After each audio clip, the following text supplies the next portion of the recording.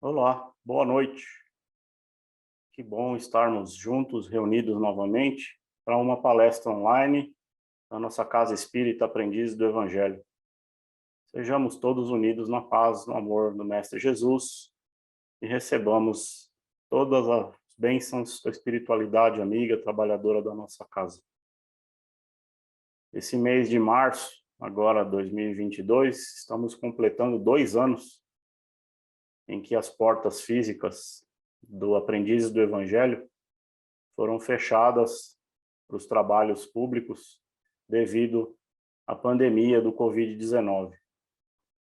E hoje, finalmente, temos uma boa notícia, que a diretoria da casa, trabalhando com bastante cuidado, com bastante determinação, tomando aí todas as providências para que tenhamos um retorno seguro, anunciamos que a partir do dia 25 de abril, a casa vai retomar os trabalhos presenciais. Então, a palestra do dia 28 de abril já será presencialmente no nosso salão de palestras do Aprendiz do Evangelho. Ainda teremos as palestras do dia 7, do dia 14 e do dia 21 ocorrendo aqui pelo YouTube, exclusivamente pelo YouTube, mas a partir do dia 28 de abril, então, retomamos as palestras presenciais na nossa casa, que serão transmitidas ao vivo aqui pelo canal do YouTube e que permanecerão gravadas para acesso posterior para quem não conseguir acompanhar a palestra no horário ao vivo. Então, fica aí nosso convite para que a partir do dia 28 sejam retomadas as palestras presenciais na nossa casa. O espaço será mantido, porém a quantidade de cadeiras respeitarão aí o distanciamento, né, de 1 metro entre as cadeiras para que haja toda uma segurança, todo um conforto, a recomendação do uso, né, de máscaras. A casa vai disponibilizar álcool gel para que as pessoas se sintam aí seguras, confortáveis, e a aplicação dos passes será num ambiente aberto, provavelmente no próprio salão de palestras, para que não haja o confinamento nos espaços fechados. Então, aí visando toda a segurança, a casa está trabalhando para retomar os trabalhos presenciais, tanto do curso do COEM, às segundas-feiras, como as palestras de quarta-feira à tarde e as palestras de quinta-feira à noite serão retomadas a partir do dia 25 de abril.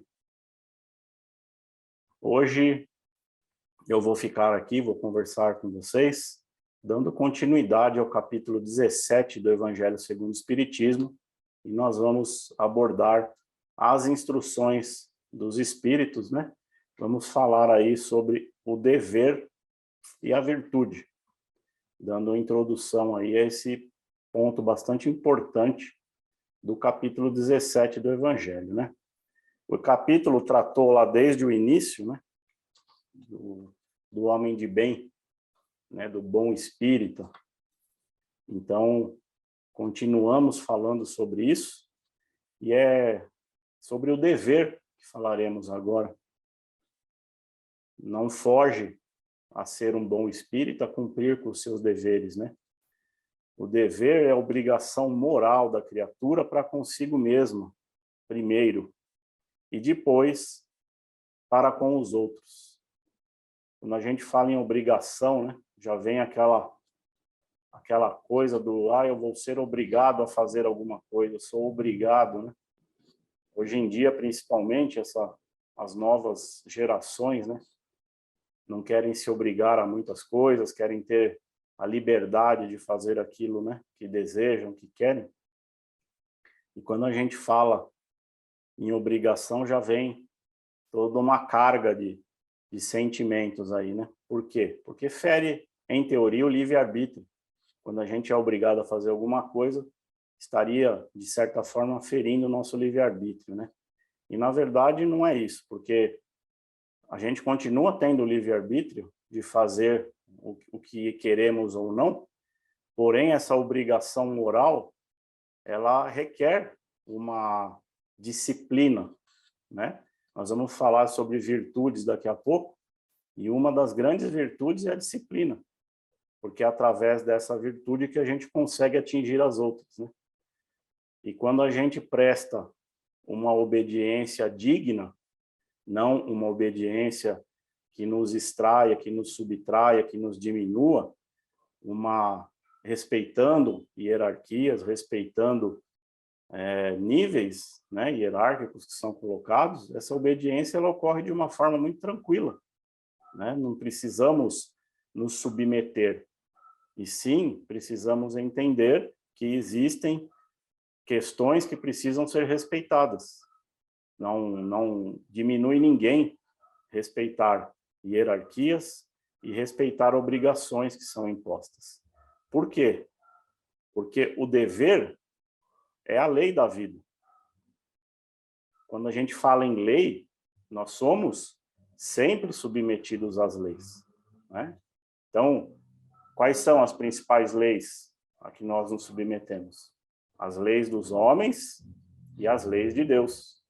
As leis dos homens são as leis mutáveis, as leis que obedecem ao progresso da humanidade, ao progresso da sociedade. Essas leis que nos submetemos enquanto vivemos em sociedade. Então, por exemplo, algumas dessas leis dos homens, elas progridem, elas nos levam à liberdade, que é o que a gente procura. Um exemplo é o casamento homossexual. Há algum tempo atrás, a sociedade não permitia. Hoje, a sociedade já admite. Então, ela cria um espaço de liberdade. Em outros espaços, o que era permitido passa a ser proibido. Então, ela limita a liberdade do homem. Por exemplo, no caso da discriminação racial, no caso da violência contra a mulher. Há pouco tempo atrás, isso tudo era muito permissível, né? E hoje não é mais. Sabemos que a lei não permite mais que esse tipo de violência ocorra na nossa sociedade. Ainda acontece, mas dentro da lei ela não é permitida. Então, a lei dos homens, ela é mutável, ela se adapta e se adequa às necessidades e ao próprio progresso moral dessa sociedade. Agora, quando falamos das leis de Deus, essas leis são imutáveis. A lei de Deus é uma só e continua sendo a mesma. Desde que Moisés definiu ali pelas tábuas de pedra, a primeira vez que as leis de Deus foram formatadas, vamos dizer assim, né? Há mais de 3.600 anos aí, essas leis passaram a ser conhecidas por todos. Já era intrínseco no coração da humanidade, né, o que seriam as leis de Deus e que existia um Deus maior que regia o nosso universo, né? Mas com Moisés foi a primeira vez que essas leis foram colocadas de uma forma definitiva para que todos a conhecessem. E de lá para cá, mesmo depois da vinda de Jesus, as leis não mudaram. Jesus disse que ele veio para confirmar as leis, né? E não para alterá-las. Então, ele deu uma visão diferenciada sobre as leis de Deus, de maneira alguma alterando essas leis. Então, quando a gente fala que o dever é a lei da vida, o dever é respeitar essas leis, tanto as leis dos homens e principalmente as leis de Deus, que são as leis que nos dão o avanço moral, que nos dão o progresso do dever moral. Normalmente, esses deveres, quando a gente os cumpre e se coloca no dever realmente de cumpri-los, eles se opõem aos interesses materiais da criatura e até mesmo aos desejos do coração.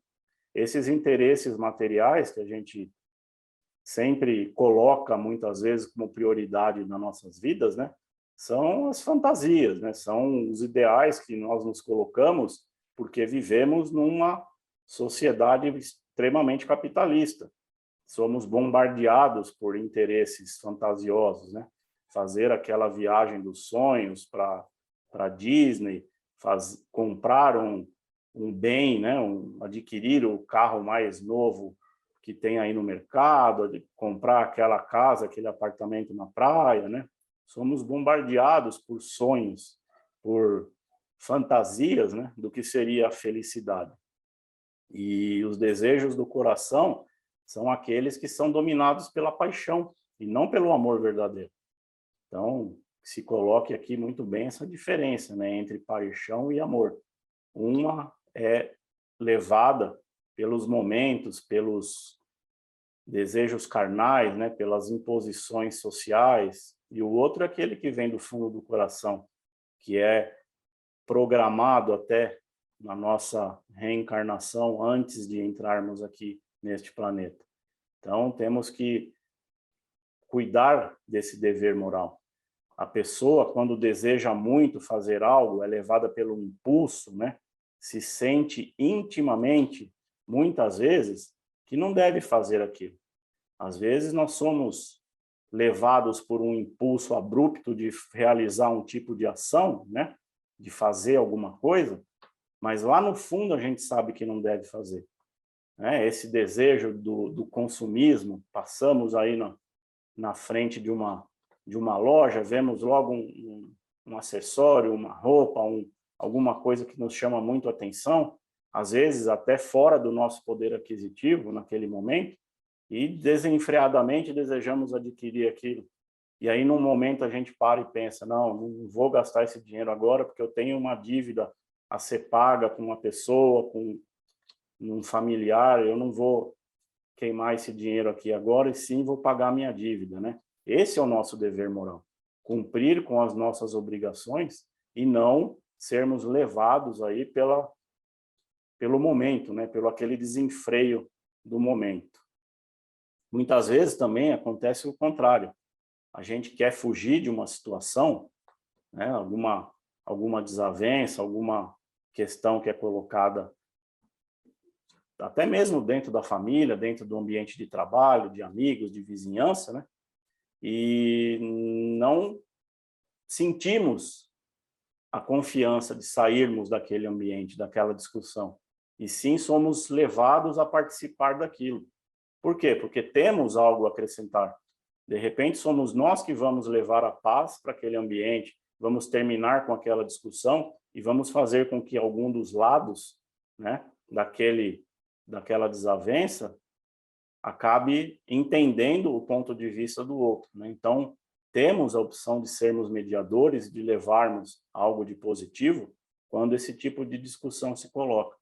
Então, tanto em uma situação em que devemos seguir os nossos impulsos, como na outra situação de não seguir os nossos impulsos, é que nós devemos ter esse dever como o norte que vai fazer com que a gente entenda a situação e haja de acordo com o dever moral, com o ensinamento do Cristo. E por que nós sentimos no nosso íntimo que aquilo é a coisa certa a ser feita, e não aquele impulso que nos veio? Porque, através da evolução, através das reencarnações sucessivas, nós vamos aprendendo o que é certo e o que é errado. Nós não precisamos ter toda uma carga de ensinamento aqui nesta encarnação. Nós trazemos no nosso íntimo, naquela nossa memória que fica guardada lá no nosso espírito, o que é certo e o que é errado. O dever, ele é filho da razão. O espiritismo, formado pelo tripé razão, ciência e teologia, ele nos conduz a utilizarmos o nosso lado racional para não cairmos nesses erros, para sim encararmos o nosso dever de cristãos, o nosso dever moral. Então, trazemos no nosso íntimo essas lições. Sabemos que realizar as fantasias, né, do lado material, do lado interesseiro, né, do lado do interesse material, só vai nos trazer frustrações. Porque se nos dedicarmos exclusivamente a isso, seremos eternamente frustrados.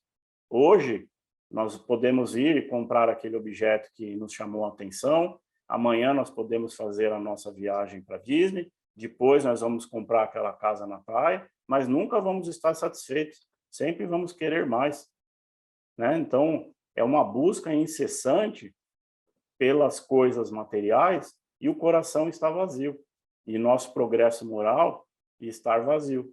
Quando a gente se sente realmente feliz? Quando a gente tem a sensação que cumpriu o nosso dever. Quando a gente faz alguma coisa, deita a cabeça no travesseiro à noite e fala, nossa, como foi bom eu ter cumprido com o meu dever, traz uma sensação de alívio e de felicidade muito grande. Então, é isso que nos vai fazer feliz, e não atender às nossas fantasias, porque as fantasias só vão trazendo cada vez mais desejos e, consequentemente, em algum momento, uma frustração muito grande. Por isso que o grande mal do século que se apresenta hoje para muita gente, né, é a sensação do vazio, é essa sensação de impotência perante as necessidades que são colocadas pelo mundo material. O nosso dever começa no ponto em que ameaçamos a felicidade do próximo e termina quando sentimos que os outros ameaçam a nossa própria felicidade. Então, é nesse ponto em que ameaçamos a felicidade do próximo, não precisamos sequer chegar a concluir o fato em si, mas a simples ameaça de ofender a felicidade do próximo é o momento onde começa o dever. O homem que cumpre o seu dever ama a Deus mais do que ama as criaturas, e ama as criaturas mais do que ama a si mesmo. Parece controverso, né, com o que foi dito lá no início, pelo espírito Lázaro, né? Essa mensagem foi dada por Lázaro em 1863, em Paris, quando ele disse que o dever e a obrigação moral da criatura, primeiro para consigo mesma e depois para com os outros, mas se nós cumprirmos a obrigação primeiro conosco, nós amaremos as outras criaturas antes de nós mesmos, né? Então, não é contraditório isso. Na verdade, é fato e consequência. Amarmos aos outros vai nos trazer o dever cumprido antes para nós mesmos, né? Servir, além do próprio dever, não significa que estamos bajulando ninguém, mas sim demonstramos apoio, altruísmo, simpatia e cooperação quando compartilhamos as nossas experiências. Enxergamos além da necessidade do próximo. É nesse momento que nos tornamos realmente os servidores de Cristo, porque estamos fazendo pelo outro muito além do que o outro espera de nós. Quando o trabalhador converte o trabalho em alegria, o trabalho se transforma na alegria do trabalhador. Portanto, não haverá nunca sofrimento em cumprir o seu dever, porque vamos estar agindo com felicidade, vamos estar ajudando o próximo com a alegria que gostaríamos que os próximos estivessem também nos ajudando. Mesmo que isso não ocorra, não é limitação para que nós ajudemos os outros. Isso é a demonstração mais pura de caridade, de amor e de altruísmo para com o próximo. A paz interior é conquista daquele que se acertou com os deveres divinos. O homem tem de amar o dever, pois confere à sua alma o vigor necessário ao seu desenvolvimento. O dever cresce e irradia de forma mais elevada nos estágios superiores da humanidade. Então, não nos é pedido nada que nós não possamos fazer, porque estamos no lugar certo para fazer, cumprir os deveres que nos são colocados aqui nesse planeta. Quando evoluirmos moralmente, conseguirmos a evolução moral, certamente habitaremos outros mundos em que serão outros os deveres a serem cumpridos, mais adequados a essa realidade, com maior irradiação, com maior penetração no próximo. A maneira mais fácil de cumprirmos com as nossas obrigações morais, com os nossos deveres, é aflorando e dando vazão às nossas virtudes. A partir do momento que dermos vazão às nossas virtudes, conseguiremos realizar os nossos deveres de forma mais fácil. A virtude é o conjunto de todas as qualidades essenciais que constituem um homem de bem. O José Maria já falou para nós, né, na palestra de 3 semanas atrás, sobre o homem de bem, no início do capítulo 17, né? Então, o conjunto das virtudes, das boas ações do homem de bem é que compõe a virtude moral do ser. Quais são as principais virtudes do homem de bem? A bondade, a caridade, o trabalho, a modéstia, o desinteresse, a piedade, a benevolência, a indulgência e a disciplina, como já dissemos, né? A disciplina, sem a disciplina, não existe avanço. Sem a disciplina, o ser não evolui moral ou intelectualmente, porque ele não se coloca a necessidade de melhorar. É através de pequenas atitudes de disciplina que nós conseguimos nos cobrar, exigir de nós mesmos algum tipo de melhora, algum tipo de reforma. A criatura indisciplinada permanece como sempre foi, pois ela não se esforça para evoluir e se melhorar. Então, a partir do momento que a gente se coloca na função de disciplinar as nossas atitudes, é que a gente vai conseguir colocar todas as outras virtudes no nosso dia a dia. Ser virtuoso depende muito de exercício. A prática leva ao progresso. É de pouquinho em pouquinho que incorporamos as virtudes no nosso dia a dia, até que elas se fixem no nosso caráter, no nosso ser espiritual.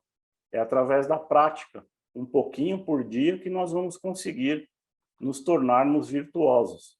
Hoje eu vou ser um pouquinho mais caridoso do que eu fui ontem. Amanhã eu vou ter que ser um pouco mais benevolente do que eu fui ontem. Numa determinada situação na minha vida, eu vou ter que ser indulgente com a outra pessoa que divide essa encarnação comigo. Em algum outro momento, eu tenho que praticar a bondade. Então, a vida vai nos colocando desafios aonde nós conseguimos externar os nossos deveres, colocar os nossos deveres em ação.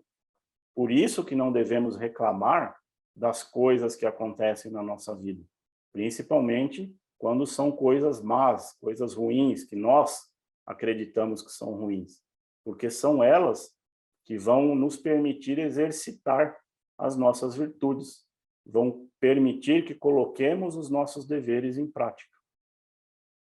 Da mesma maneira que precisamos exercitar as virtudes, o mesmo acontece com os vícios e os maus hábitos. Se damos vazão a maus hábitos e a vícios, e cada nova prova que é colocada no nosso caminho agimos dessa maneira, nós vamos ficar sempre rodeados desses vícios. Então, precisamos suprimir essas más atitudes em nós, através dos exercícios também. Conseguimos como exercitar?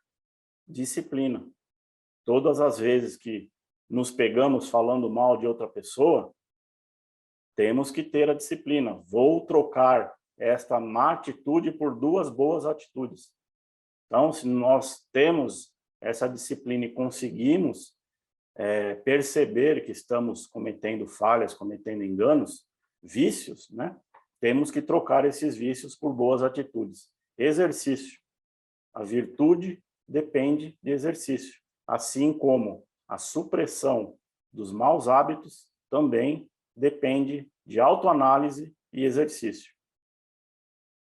E dentro desses maus hábitos, o pior de todos eles, com certeza, é o orgulho. Qualquer virtude que se alardeie, que se ostente por orgulho, a vaidade põe por terra qualquer qualidade anterior. A vaidade e o orgulho anulam todo o mérito real que o ser possa ter conquistado através de alguma das suas virtudes. O homem que pratica o bem sincero experimenta uma satisfação íntima em seu coração. Mas se essa satisfação se exteriorizar visando obter elogios, degenera em amor próprio, degenera em orgulho e põe tudo a perder. É preferível ter pouca virtude com modéstia do que muita virtude com orgulho. Pelo orgulho é que sucessivamente as humanidades se hão perdido. Através da humildade é que um dia elas haverão de se redimir de todos esses erros que o orgulho as levou a causar males e danos na humanidade. Qual guerra não se explica pelo orgulho? Estamos vivendo uma nesse momento. O orgulho, aparentemente, de uma única pessoa. Lógico que existem outras coisas por trás, que não nos cabe discutir aqui, mas, a grosso modo, né, o orgulho e a vaidade causando destruição para tantas famílias, para tanta gente. Portanto, temos um único modelo a seguir, modelo de virtude, que nos serve de exemplo. Nosso Senhor, nosso Mestre Jesus Cristo, o guia da humanidade, o rei que nunca precisou ostentar sequer uma coroa. Então, através dessa lição de Jesus, de humildade, e encerramos a nossa palestra dessa noite. Vamos agora aquietando as nossas mentes, abrindo o nosso coração e deixando o amor de Jesus entrar em nós, essa paz, esse amor imenso deste homem que esteve aqui na Terra há mais de 2000 anos e foi o mais humilde carpinteiro, pescador de um local muito pobre, mas que conseguiu levar tanto ensinamento, tantas mensagens apropriadas ao povo naquele momento, dentro das condições de entendimento daquele povo, através das suas parábolas, das suas pequenas histórias, fez com que as lições fossem entendidas de maneira bastante simples, bastante direta. Este homem que, de uma elevação moral tão grande, e que pôde reencarnar aqui nesse planeta para ensinar a nós, humanos, que aqui habitamos a Terra, sobre essas lições de humildade, que não leva a nada querermos ser tão orgulhosos daquilo, do tão pouco que fazemos, né, perante o que Jesus fez aqui na Terra. Que possamos a cada dia dar um passo em busca da nossa reforma íntima, do nosso aperfeiçoamento moral e realmente estabelecermos essa disciplina nas nossas vidas. Se escolhemos ser espíritas, desde as primeiras lições, sabíamos que não ia ser fácil, porque a doutrina do espiritismo não nos promete nenhum milagre, não nos impõe nenhuma obrigação a que devemos cumprir, a não ser a de buscar a nossa própria melhora, a de nos impormos que amanhã sejamos um pouquinho melhores do que hoje e que hoje tenhamos sido um pouquinho melhores do que ontem. Somente quando retornarmos ao plano espiritual, tudo será entre nós e a nossa consciência, o nosso espírito. Aquilo que fizemos de bom, aquilo que fizemos de ruim, caberá na nossa balança para que possamos avaliar se melhoramos ou se não merecemos ser considerados vencedores dessa jornada. E com certeza nós queremos ser vencedores. E só depende de nós essa vitória através do nosso progresso, da nossa melhora, da nossa reforma íntima. nos apoiando sempre nos ensinamentos do Mestre Jesus. Pai nosso que estais no céu, santificado seja o vosso nome. Venha a nós o vosso reino, seja feita a vossa vontade, assim na terra como no céu. Obrigado pelo pão nosso de cada dia que nos dai hoje. Perdoai as nossas dívidas e as nossas ofensas, assim como procuramos perdoar aqueles que nos ofendem e nos devem. Não nos permita cair ante as tentações. Livrai-nos, Pai, de todos os males, pois teu é o reino, o poder e há de ser a glória para todos sempre. Que assim seja e assim é. Muito obrigado pela atenção de todos e que possamos estar juntos novamente na próxima semana para a nossa palestra online do Aprendiz do Evangelho. Uma ótima semana a todos.